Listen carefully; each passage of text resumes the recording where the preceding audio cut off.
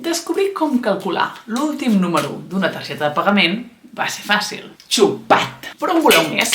Com pots desxifrar la lletra del teu DNI? Si el d'abans era xupat, aquest és xupadíssim. Som-hi! Agafa el número del teu DNI i divideix-lo entre 23. El que ens interessa serà el residu. Si no recordeu com fer divisions a mà de dues xifres, aquí teniu un truquet per calcular el residu amb una calculadora.